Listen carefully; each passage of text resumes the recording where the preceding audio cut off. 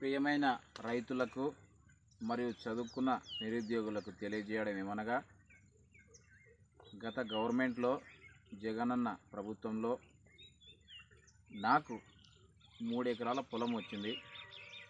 ఆ 3 ఎకరాల పొలంని ఇట్లా సాగు చేసుకోవడానికి కూలీలతోని మిషన్లతోని చేసి ఉన్నాను. కంది కూడా వేసింది. దీంట్లో ఏం చేయాలనుకుంటున్నా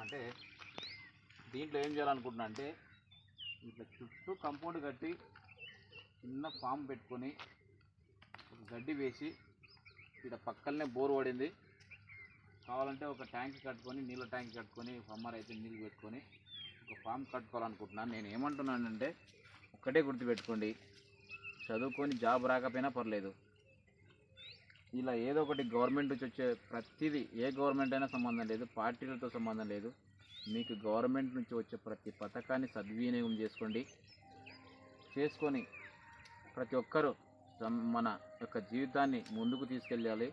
నిరుద్యోగం అనేది లేకుండా ఉద్యోగమే రావాలని బాధపడకుండా ఉన్న మన యొక్క సమాజంలో ఈ యొక్క దాంట్లోనే మనం చేసుకుంటూ ముందరికి వెళ్ళాలనేది నాకు ఆశ.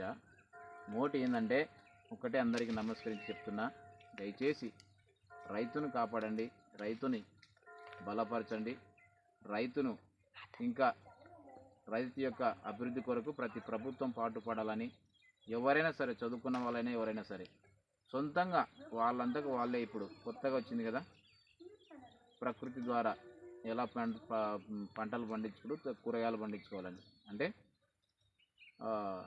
మందులు మాకులు లేని కూరగాయలు పండించుకోవాలని. ఆరోగ్యాన్ని కాపాడండి, అందరు ఆరోగ్యం కాపాడుకొని మీ పిల్లలకు రైతు యొక్క విలువను తెలియజేయండి. ప్రతి ఒక్క కుటుంబం, ప్రతి ఒక్క కుటుంబ పెద్ద ఎవరైనా సరే రైతు యొక్క విలువను తెలియజేయండి. రైతు యొక్క బాధను తెలియజేసి రైతును ముందుకు తీసుకెళ్తాను. జై జవాన్, జై కిసాన్. ఇది నా యొక్క పొట్టేలి, ఎప్పుడు నా వెంటనే ఉంటుంది. ఇది ఒక్క పొట్టేలే ఉంది అనుకోకండి, దీని పేరు కర్రీ అంటాం. ఇంకోటి ఏంటంటే, ఒక్క పొట్టేలు ఉంది అని అనుకోకండి, నేను ఫామ్ పెట్టిండి, ఇంతకుముందు ఇంట్లో పెట్టిండి, మేకలు పొట్టేళ్ళు పెట్టిన. దీని గురించి ఏం చేసిన అంటే, 2 సంవత్సరాల అనుభవం, నాకు 3 సంవత్సరాల అనుభవం ఉంది. నేనే సూదులు వేసుకుంటా, ప్రతి వ్యాధిని గుర్తిస్తా.